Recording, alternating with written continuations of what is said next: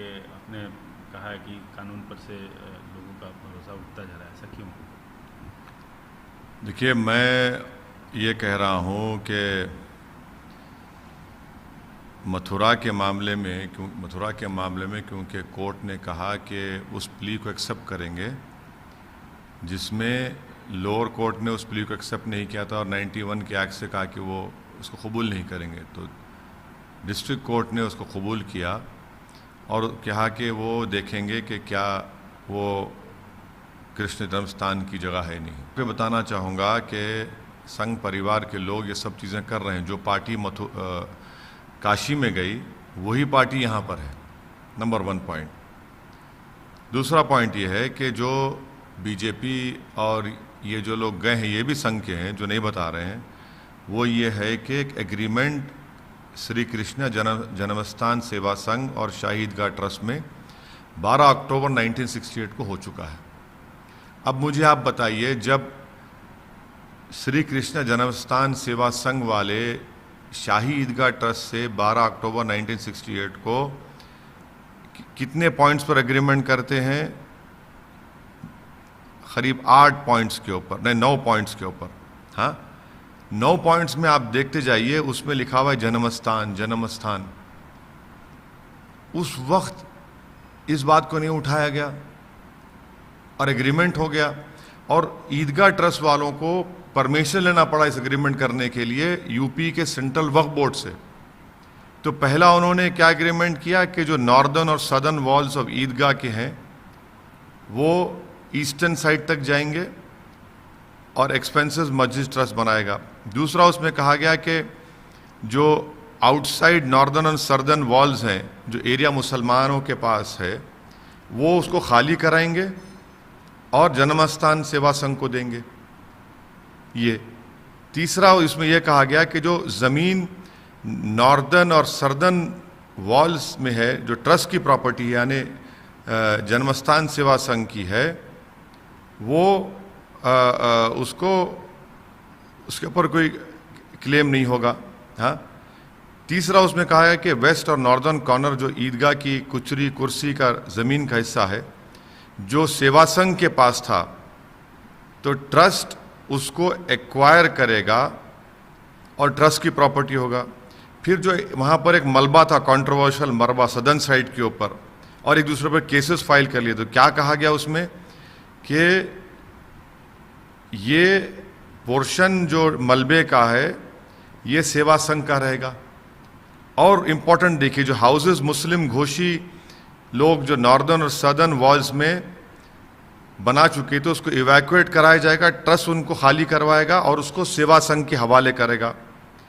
उसमें साथ ही साथ ये भी कहा गया कि ईदगाह ट्रस्ट अपने दरवाजे, अपने विंडोज़, पिंजरीज, वाटर आउटलेट, परनाला, हाँ, उसको आप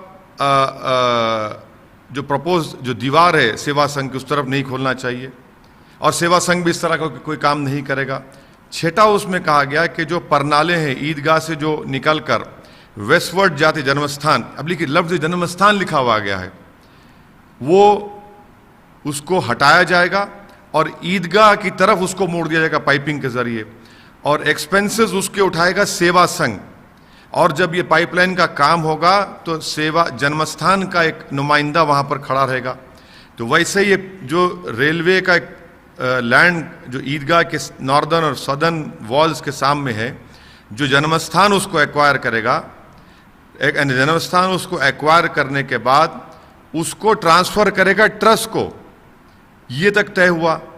फिर 8वां पॉइंट उसमें कहा गया कि जो पोर्शन ऑफ लैंड जो कुच्ची कुर्सी ईस्टर्न साइड पर है, जो मैप में दिखाया गया, और जो वेस्ट नॉर्दर्न कॉर्नर पर है, जो सेवा संघ ने ट्रस्ट के रास्ते छोड़ दिया, और एक दूसरे के खिलाफ जो केसेस हैं विड्रॉ करेंगे अकॉर्डिंग टू अबव एग्रीमेंट। यानी ये सब आपने तय किया, साइन किया 68 में, और 50 साल के बाद, बल्कि 54 ईयर्स के बाद आप अचानक उसको निकालते हैं।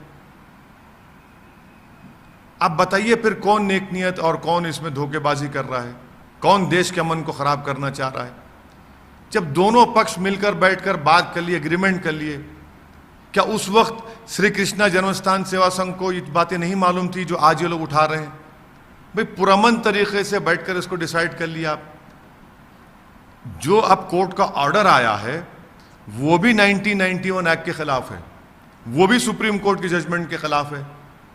कैसे आप देते हैं? कैसे आप डिसाइड करेंगे कि वो जगह पे जन्म स्थान की जगह है नहीं है? जब दो कम्युनिटीज एग्रीमेंट कर लिए, फिर 91 का एक्ट है, सुप्रीम कोर्ट का एक्ट है, आप बताइए फिर क्या हो रहा है?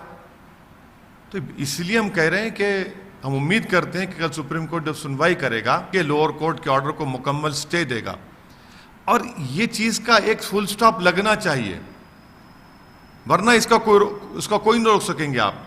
एक और कोई और चलता रहेगा, और तनाव का माहौल, खौफ का माहौल, नफरत का माहौल में इजाफा होता रहेगा।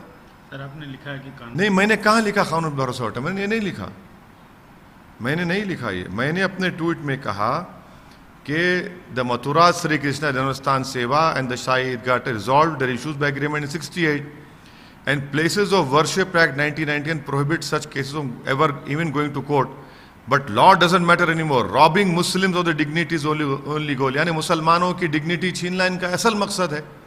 और कानून नहीं, आप कहाँ लिखा मैंने कानून से भरोसा उठा? मैंने नहीं लिखा। मैंने ये लिखा कि शाही ईदगाह ट्रस्ट और कृष्णा जन्मस्थान सेवा ने एग्रीमेंट किया 1968 12 अक्टूबर को, और 91 का प्लेसेस ऑफ वर्शिप एक्ट ये कहता है कि कोई केसेस ऑफ कोर्ट में नहीं जाएंगे, मगर ये लोगों को कानून से कोई मतलब नहीं है, but the law doesn't matter anymore उनके लिए, और उनका मकसद है कि मुसलमानों से उनकी डिग्निटी चोरी कर ली जाए, उनसे छीन ली जाए। ये लिखा मैंने।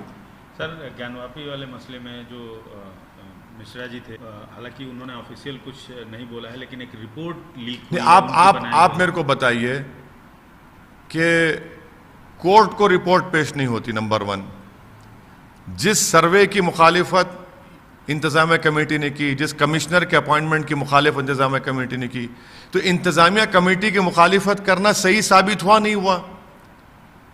जिसको पिटिशनर ने कहा कि इसको बना दो, जिसको इंतजामिया कमेटी कहा कि इसको मत बनाइए, सर्वे मत कराइए, उसी ने रिपोर्ट लीक कर दी, और पूरे टीवी चैनल्स पर उस रिपोर्ट को दिखाया जा रहा है, और कल कोर्ट, सुप्रीम कोर्ट उसमें अपना फैसला सुनाने वाला है। तो क्या मजाक हो रहा है? कोई बताइए आप, कैसे बगैर कोर्ट को, लोअर कोर्ट को रिपोर्ट दिए मीडिया के पास रिपोर्ट कैसे चले गई? इंतजामिया कमेटी के पास रिपोर्ट नहीं है, कैसे रिपोर्ट चलेगी? आखिर आप बताना क्या चाह रहे हैं? सर आप क्या उम्मीद करते हैं जो कोर्ट से क्या? नहीं, हम देखिए, हम तो कोर्ट उसकी क्या फैसला करेगा वो तो सुप्रीम कोर्ट तय करेगा। हमारा प्रेयर सिर्फ यही है कि लोअर कोर्ट के जो ऑर्डर हुआ है उस पर मुकम्मल इंसाफ करे, बैलेंस करने की कोई जरूरत नहीं है। यही तो प्रेयर है सुप्रीम कोर्ट में। सर एक और मामला सामने आया, ने लेटर लिखा है बकायदे कि जामा मस्जिद की सीढ़ियों के नीचे हिंदू देवी देवताओं की मूर्तियां हैं, और प्रधानमंत्री को पत्र लिखा है हिंदू महासभा। नहीं, ये इसीलिए तो मैं कह रहा हूं ना कि ये दीवानगी रुकने वाली नहीं है, ये रुकने वाली नहीं है। ये कल आप कहेंगे कि मेरे घर के नीचे खोद दो, कल कहेगा अब तो ये तो कहा जा चुका है संघ परिवार की तरफ से कि हाजी अली की दरगाह के ताल्लुक से टीली वाली मस्जिद पर झगड़ा चल ही रहा है, इंदौर के मामलात में झगड़ा चल रहा है, हर जगह चलेगा। जब तक सरकार एक साफ और क्लैरिटी के साथ नहीं कही कि 1991 एक्ट के तहत किसी भी मजहबी इबादतगाह को, चाहे वो हिंदुओं की हो, मुसलमानों की हो, सिख की हो, ईसाई की, उसमें जो 15 अगस्त 1947 को थी उसको तब्दील नहीं किया जाएगा, वरना तो चलता रहेगा। भाई नफरत कौन फैला रहा है? कौन तनाव का माहौल पैदा कर रहा है? कौन इख्तलाफात को आगे बढ़ा रहा है? कौन गलत फहमियों को और आगे बढ़ा रहा है? ये देश देख रहा है।